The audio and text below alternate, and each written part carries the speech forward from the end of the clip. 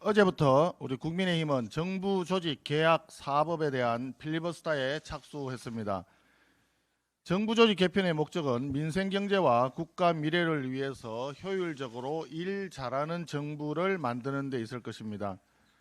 하지만 더불어민주당이 지금 본회의에서 밀어붙이고 있는 정부 조직법 개정안은 국가의 미래와 민생 경제를 스스로 무너뜨리는 계악법입니다. 나쁜 정부 조직 개편이며 국민들만 피해를 입게 될 법안입니다. 먼저 검찰개혁입니다. 검찰개혁의 목적은 억울한 범죄 피해자가 없도록 신속하고 정확한 수사를 통해서 공정한 판결을 빨리 도출해내자는 것일 것입니다. 그런데 오히려 수사와 재판을 한없이 지연시키고 수사기관 간의 업무 핑퐁만 늘어나게 되고 결과적으로 범죄 피해자인 국민들만 더 힘들게 하는 검찰 개혁이 과연 개혁이 맞습니까? 이게 일 잘하는 정부를 만드는 게 맞습니까? 범죄자들만 박수를 칠 계악이라고 봅니다. 기재부 해체도 마찬가지입니다. 대통령과 집권 여당의 입맛대로 예산권을 독점해서 국가 재정을 마치 자신들 쌈짓돈 삼아 선심성 예산 퍼주기를 하겠다는 것에 불과합니다. 국가 신용등급 추락과 금융 불안을 초래할 개연성이 매우 높은데 이것이 과연 미래를 위한 국민을 위한 개혁이 맞습니까? 포퓰리즘 정권다운 계악이라고 봅니다. 국가의 미래가 걸린 에너지 산업을 환경 규제를 전담하는 기후에너지 환경부로 떠넘겨서 탈원전 시즌2로 가겠다는 것 역시 글로벌 추세에 역행하는 퇴행적 계약입니다. 검찰 해체, 예산권 독점을 위한 기재부 해체, 위인 폐관 방통위 해체, 탈원전 시즌2인 원전 해체, 노골적인 통계 조작 등등 모두 국민들에게 피해가 돌아갈 정부 조직 계악에 대해서 국민들은 동의하지 않습니다. 다행히 우리 당은 정무위 소속 의원님들의 저항과 무제한 필리버스터 압박 그리고 금감원 직원들의 투쟁 덕분에 금융감독체계 졸속 개편 시도는 무산시키는 데 성공했습니다. 그렇지만 정부 여당이 이를 핑계로 해서 우리 당의 필리버스터를 멈춰달라고 요구하는 것은 헌집 줄게 새집 다오라는 두꺼비 동료만도 못한 놀부심보입니다. 그런 가운데 여야 간의 타협을 이끌어야 할 책임이 있는 중립지대의 우원식 국회의장은 이제 완전히 국회의장으로서의 책무를 벗어던지고 노골적으로 더불어민주당 국회의원 행세를 하고 있습니다. 어제 투표수보다 명패수보다 투표수가 한 표 더 많은 상황은 누가 봐도 비정상적이고 부정투표 시비가 가능한 상황이었습니다. 그럼에도 불구하고 국회의장은 이를 깔아뭉개고 가결을 선포한 것은 의회주의의 흑역사로 오랫동안 남을 것입니다. 또한 해독이 불가능한 두 장의 투표지를 무효로 판정하지도 않고 더불어민주당에 일방적으로 유리하게 찬성으로 간주하면서 가결을 선포한 것은 더더욱 심각한 권한남용이자 국회의원 표결권 침해가 아닐 수 없습니다. 한편으로 투표지가 한 장 더 많은 것에 대해서 포괄적으로 책임을 지고 있는 국회의장이 사과하지 않고 이를 나누어진 실무자에게 책임을 뒤집어 씌운 것에 대해서도 국민들이 규탄할 따름입니다. 이재명 대통령에 대해서 한 말씀 드리겠습니다. 이재명 대통령의 유엔 연설은 대한민국 안보를 위태롭게 하는 위험한 발상이었습니다. END 구상이라는 그럴싸한 포장으로 단계적 폐기 방안을 제시했지만 이는 비핵화에 대한 구체적 대안도 없이 사실상 북한을 핵 보유국으로 인정하는 것과 다름없습니다. 한미일 외교장관들이 CVID 원칙, 즉 완전하고 검증 가능하며 불가역적인 비핵화를 재확인한 상황에서 이재명 대통령 혼자 북한 논리를 따라가며 외교 참사를 대통령이 스스로 자초하고 있는 것입니다. 더욱 심각한 것은 정동영 통일부 장관의 발언입니다. 정 장관은 남북을 실질적인 두 국가라고 언급했습니다. 이는 김정은이 주장해온 적대적 두 국가론을 직접 옹호, 대변하는 것이며 평화통일을 지향하는 대한민국 헌법 제3조를 정면으로 위반하는 반헌법적, 반통일적 발상입니다. 통일부 장관이 통일을 포기한 것과 다름없는 결코 대한민국 국민이 용납할 수 없는 발언입니다. 정 장관의 발언은 정부 내의 위성락 안보실장이 앞서서 두 국가론을 지지하거나 인정하지 않는다라고 밝힌 것과도 배치됩니다. 대한민국 정부 내에서 동맹파와 자주파 간 암투가 표면화된 것인지 아니면 정 장관이 정부 내에서 사실상 이적 행위를 하고 있는 것인지 이재명 대통령이 직접 해명해야 할 것입니다. 정동영 장관은 여기에 그치지 않고 어제 또다시 우리 군 훈련과 관련해서 국방부와 중단을 논의 중이라고 밝혔습니다. 정작 북한은 가만히 있는데 왜 우리 스스로 무장을 해제하겠다는 것인지, 왜 대한민국 안보 해체 선언을 해야 하는 것인지 국민들은 이해할 수 없습니다. 이런 사태는 이재명 정권의 외교 안보 정책이 얼마나 혼란스럽고 위험한지 적나라하게 보여줍니다. 외교 안보를 정권의 치적 쌓기용 수단으로만 간주하다 보니 헌법이 규정한 국시마저 포기하는 발언이 이어지고 있는 것입니다. 이재명 대통령은 정동영 장관과 같은 반헌법적, 반통일적 발언을 일삼는 인사에 대해서는 즉각 해임을 포함한 문책 조치를 내야 할 것입니다. 이상입니다.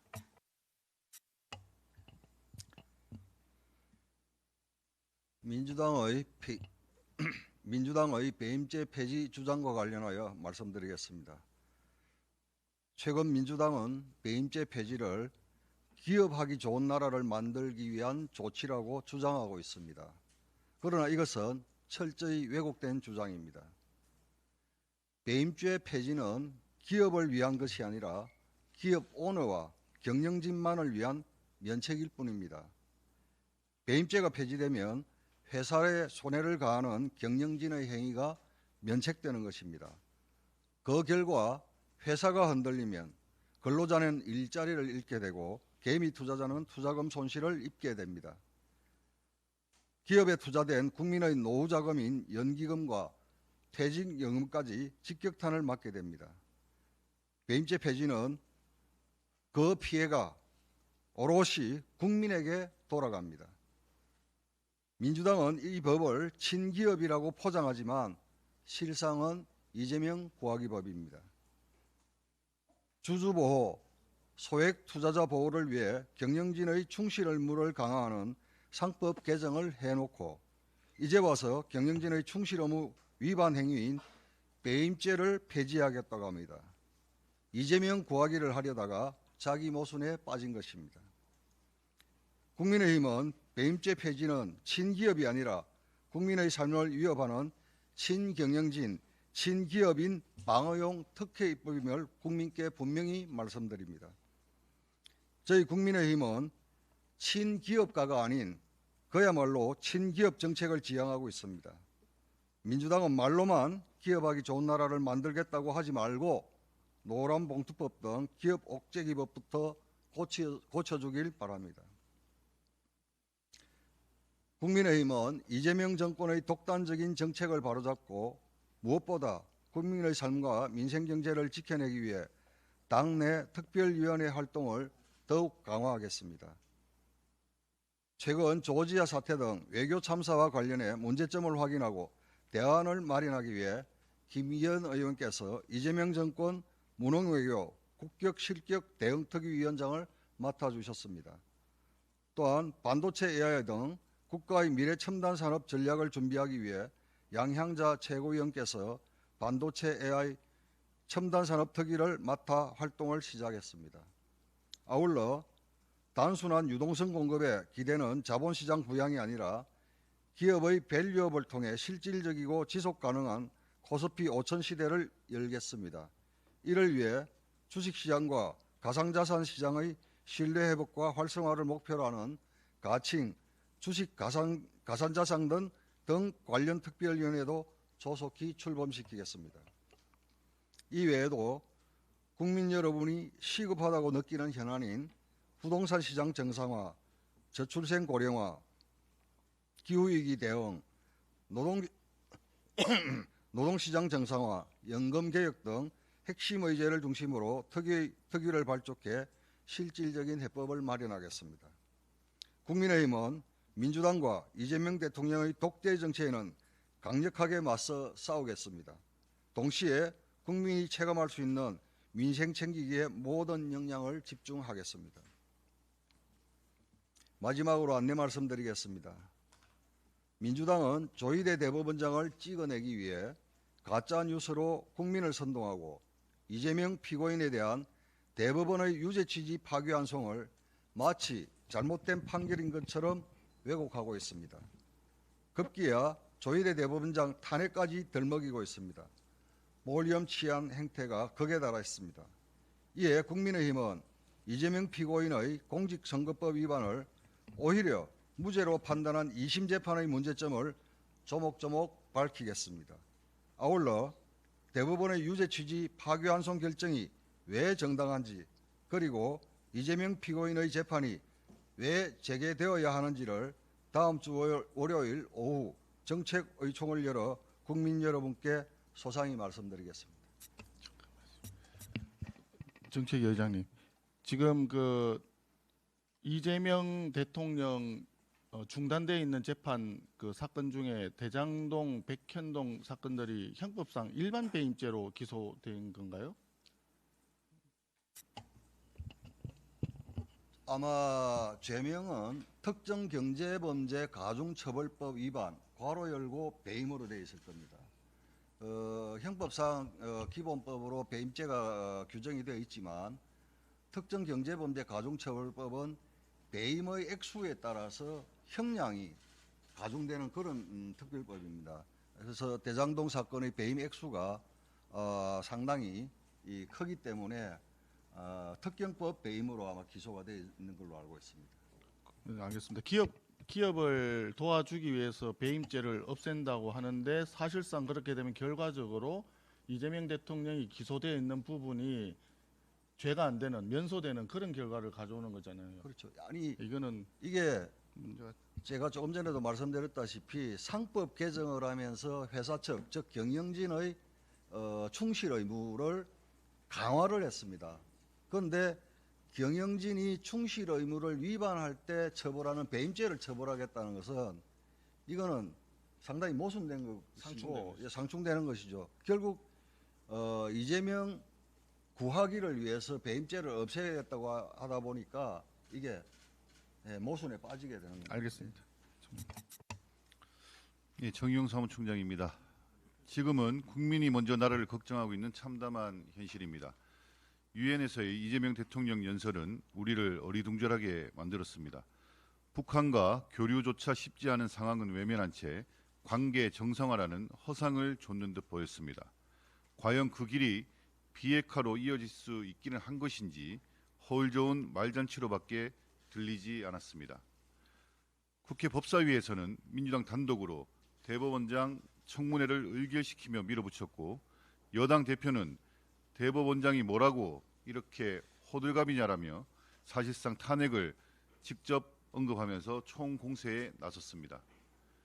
상권 분립을 흔들며 사법부의 독립성을 위협하는 수준을 넘어 직접 무너뜨리려고 하고 있습니다. 정부 조직법 개혁이 불러올 폐해는 두렵기까지 합니다. 정부 조직의 개편은 단순히 부처 명칭을 바꾸는 문제가 아니라 국가 행정 체계 전반과 국민의 삶에 직결되는 사안입니다. 그렇기에 더 신중하게 검토하고 반드시 여야 합의가 전제되어야 하는 것입니다.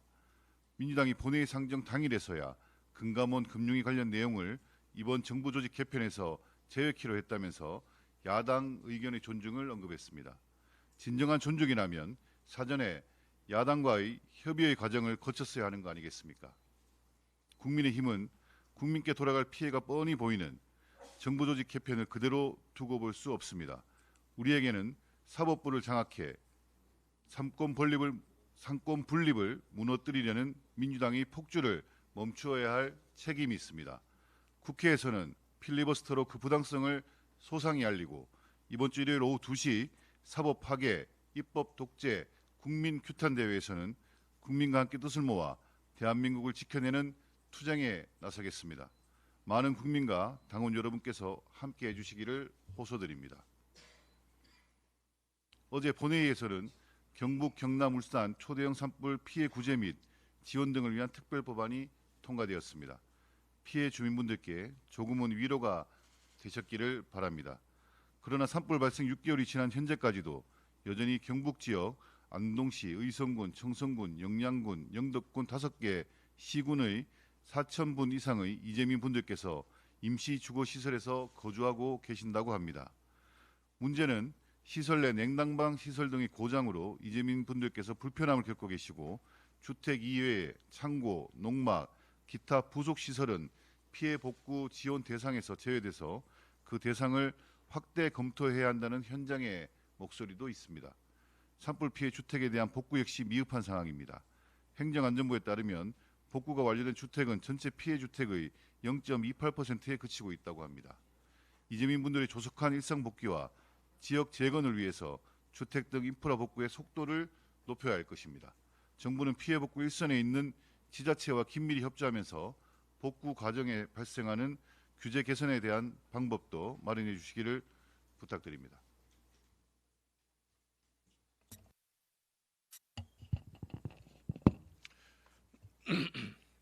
운영수석입니다. 민주당은 이재명 대통령의 책 측근이자 그림자 실세 만사 현통으로 불리는 김현지 총무비서관 방탄 자퇴를 즉각 중단하기 바랍니다. 총무비서관은 대통령실의 예산 인사 조직을 총괄하는 핵심 직위입니다. 1987년 민주화 이후 제14대 국회에서부터 총무비서관이 국정감사 증인에서 제외된 적은 단 한 번도 없습니다. 그럼에도 민주당은 김현지 총무비서관만은 예외로 하겠다고 합니다. 정쟁을 유발하기 위한 것이기 때문에 안 된다고 합니다. 민주당 스스로 김현지 그림자 실세론을 입증하는 자기 고백입니다. 대법원장에게는 거친 비난을 해대며 청문회장으로 불러 세우려는 민주당이 이번 정권 핵심 비서관이라는 이유로 국회 출석을 막아주며 고개를 조아리는 참으로 굴욕적인 모습을 보이고 있습니다. 오죽하면 친명계 김영진 의원조차 총무비서관이 국감에 나서는 것이 국민에 대한 도리라며 지적했겠습니까? 얼마 전 민주당은 특수활동비를 공개하며 역대 정권 최초라고 투명성을 자랑했습니다. 그러나 14대 국회 이후 최초로 대통령실 총무비서관의 국정감사 증인 채택을 거부하는 모순적인 행동으로 투명성 자랑을 무색하게 만들었습니다. 김현지 비서관은 단순한 참모가 아닙니다. 30년 넘게 이재명 대통령을 보좌해온 최측근이자 강훈식 비서실장을 넘어서는 이번 정권 최고의 실세라고 평가받고 있습니다. 교육부 장관 후보자 지명 철회와 여성가족부 장관 후보자 사퇴 관여 논란 등 연이은 인사 파동에서 검증 실패의 책임자로 지목되기도 한 인물입니다. 아무리 실세라고 하더라도 일개 총무비서관에게 당이 고개 숙여야 하겠습니까? 국정감사는 국민을 대신한 국회의 헌법적인 권한입니다. 김현지 비서관이 국민 앞에 떳떳하다면 피할 이유도 없습니다. 김현지 총무비서관의 국정감사 증인 출석은 국민의 엄중한 요구임을 명심하고 민주당도 증인 출석에 협조하기 바랍니다. 마치겠습니다.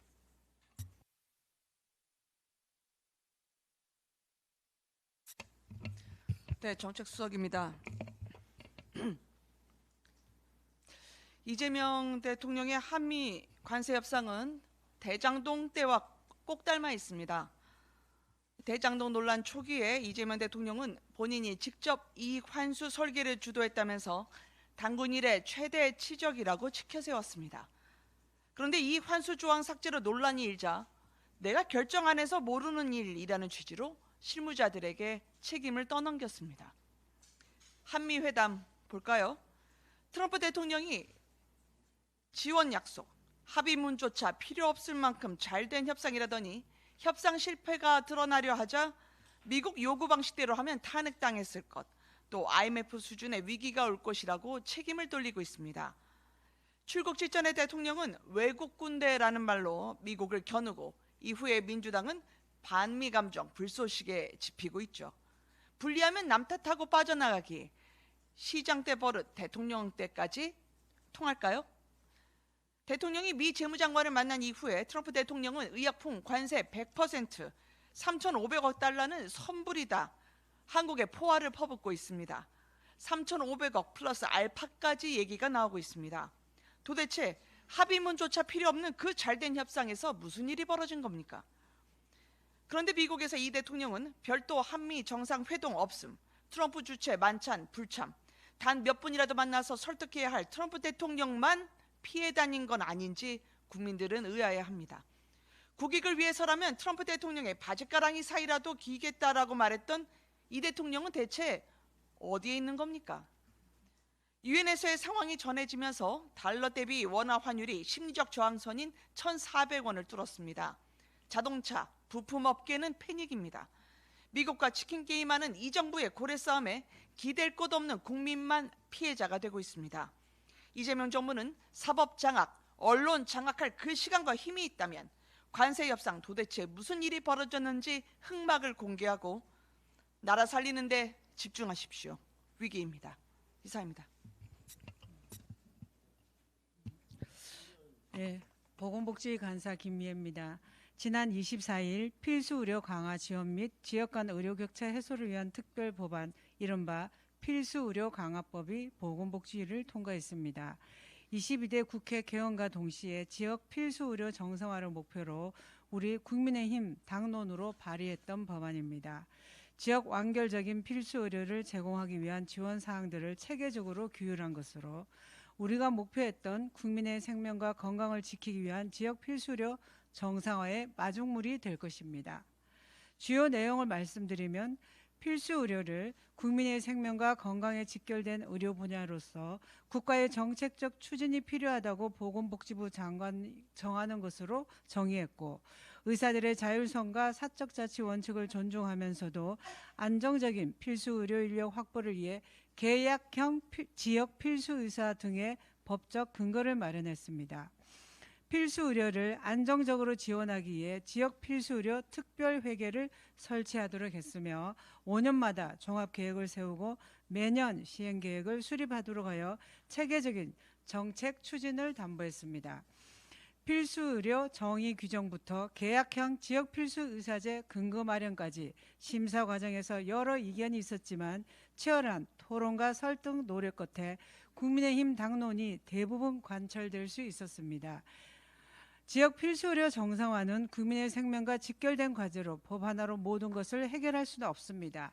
안정적인 재원 확보, 의료 현장과의 소통, 제도적 보완이 함께 이루어져야 진정한 입법 효과가 나타날 것입니다. 국민의힘은 의료 현장의 목소리를 끝까지 경청하며 국민의 생명과 안전을 지키는 필수의료 입법이 현장에서 제대로 작동되도록 모든 노력을 다하겠습니다. 끝으로 한 가지 당부 말씀드립니다.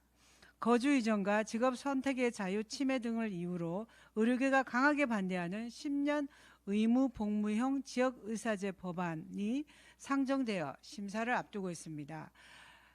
과거 윤석열 정부를 향해 소통 없이 밀어붙인다고 강하게 비판했던 이재명 정부라면 의료계와 충분히 소통하고 절차적 정당성을 반드시 지켜야 할 것입니다. 단순히 법안 통과가 목적이 되어서는 안 될 것이며 국민의 실질적인 건강 증진이라는 상식적인 기준에서 논의되어야 한다는 점을 강조드립니다. 이상입니다.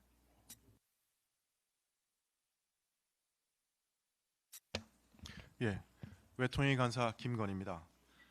트럼프 행정부 2기의 가장 큰 특징은 트럼프 대통령이 직접 모든 정책을 결정한다는 것입니다. 1기 때는 경험 많은 국가안보 보좌관이나 국무, 국방장관 등이 어느 정도 정책 결정에 영향을 미칠 수 있어서 어른들의 견제라는 말이 회자되기도 했었는데 격세지감입니다. 그런데 트럼프 대통령이 오늘 백악관에서 한국에서는 3,500억 불을 받는다. 이것은 선불이다라고 얘기했습니다. 지금 한미 간의 관세 협상의 세부 사항이 타결되지 않고 난항을 겪고 있습니다. 우리 수출 기업들은 관세 부담과 경쟁력 상실에 이중고로 고통받고 있습니다. 우리 정부는 외환 보유고가 충분치 않은 상황에서 3,500억 불 대미 투자를 위해서는 통화 스와프 같은 보완 장치가 있어야 한다고 미국을 설득하고 있습니다. 그러나 장관과 만나거나 실무진 간 협의만으로는 한계가 있을 수밖에 없습니다. 결국 이재명 대통령이 직접 트럼프 대통령을 만나야 돌파구를 마련할 수 있을 것으로 보입니다. 그런데 이재명 대통령은 지난 8월 정상회담에서 어려운 문제 협의를 피한 데 이어 이번 뉴욕 방문 시에도 트럼프 대통령과 직접 만나는 것을 피했습니다. 이재명 대통령은 유엔 총회 출국 직전 외신 인터뷰를 통해 미국의 요구를 수용하기 어렵다는 입장을 밝히고 뉴욕에 도착한 이후로는 미국 상하원 의원, 미국 외교안보 리더, 미국 재무장관 이런 여러 사람을 만나 관세 협상에 대한 우리 입장을 전달했다고 합니다. 그러나 정작 트럼프 대통령과 대면할 리셉션에는 참석하지 않았습니다. 수많은 사람들이 참석하는 리셉션에서 깊이 있는 협의가 어려울 수도 있습니다. 하지만 잠시의 대화를 통해서도 핵심 메시지는 전달할 수 있습니다. 어떻게 해서라도 관세 협상의 실마리를 찾기를 바라는 국민의 기대를 저버린 선택이라 하겠습니다. 이런 식으로 정상 외교의 국내 정치적 리스크만 피하려 한다면 10월 말 에이펙 정상회담 때는 트럼프 대통령이 시진핑 주석과의 회담에 정신이 팔려 있어 우리 문제는 깊이 있게 논의할 분위기가 아니었다는 소리를 듣게 될까 걱정입니다. 오랜 세월 한미동맹은 위기를 극복하며 더 단단해졌습니다. 지금의 난제를 풀어내기 위해서는 이재명 대통령이 트럼프 대통령을 설득해내는 수밖에 없습니다. 다른 누군가가 대신해 줄 수 없습니다. 이재명 대통령은 정면 승부를 피하지 말기를 바랍니다. 예, 국회 과학기술정보방송통신위원회 국민의힘 간사 최영두입니다. 지금 전 세계가 피지컬 AI 경쟁에 지금 전념하고 있습니다. 저도 오늘 아침에 국회 도서관 대강당에서 한국기계연구원 그리고 과학기술정보통신부와 함께 피지컬 AI의 미래, 휴머노이드 로봇의 미래에 대한 토론을 주최하다가 지금 원내대책에 달려왔습니다. 오늘 이 회의에는 데니스 홍 교수를 비롯한 국제적으로 유명한 로봇 과학자, 또 휴머노이드, 피지컬 AI 전문가들이 토론 중입니다. 그런데 지금 우리 국회 과방위는 어디에 몰두하고 있습니까? 지금 정부는 금융위원회와 금융감독원의 통합계획을 철회했습니다.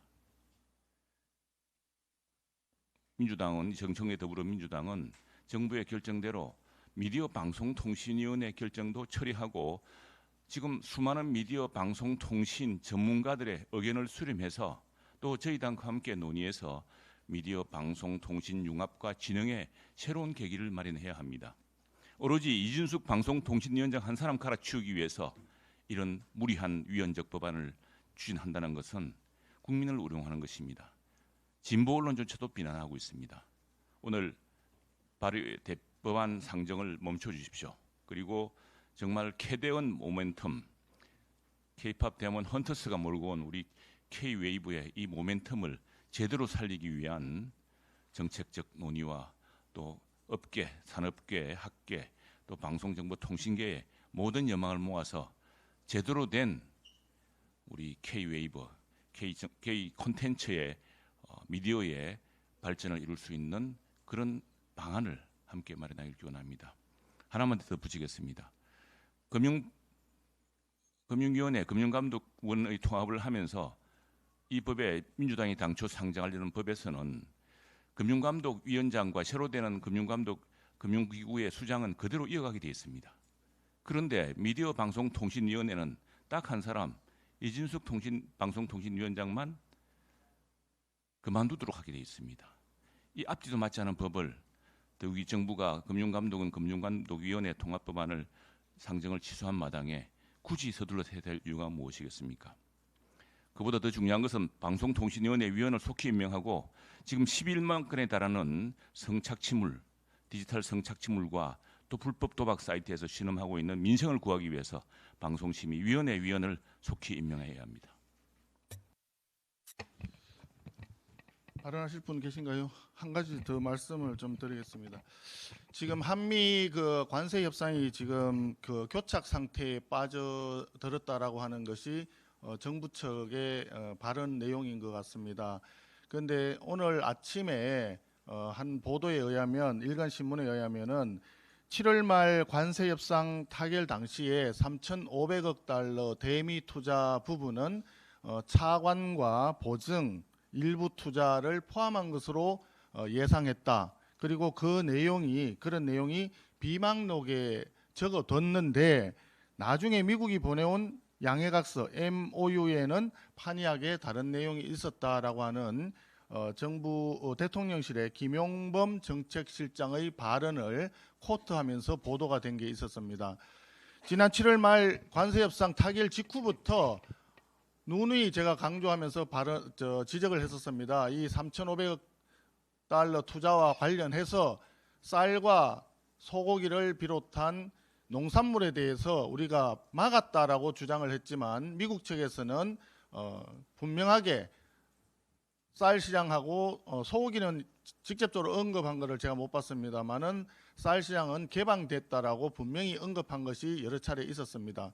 그럼에도 불구하고 우리 정부에서는 정확한 내용을 얘기해 주지 않았기 때문에 국민들은 그 내용을 아직까지도 알 수가 없는 상태에 있는 것이고 이런 불확실성이 대한민국 농업을 비롯한 우리 산업 전반에 큰 부작용을 불러일으키고 있는 것입니다. 농민들은 계속 이런 점이 불안하기 때문에 정부에 대해서 농산물 개방했느냐 안 했느냐 명확하게 알려달라 얘기를 하고 있지 않습니까? 지금 아침 보도된 바에 따르면 비망록이 있고 미국 측에서 보내온 양해각서 MOU가 있다라고 정부의 최고위 당국자의 발언이 분명히 코트가 되어 있습니다. 이에 대하여 이재명 대통령에게 분명히 요구합니다. 비망록의 내용과 MOU의 내용에 대해서 지금 즉시 국민에게 소상히 밝혀주기 바랍니다. 이상입니다. 비공개하겠습니다.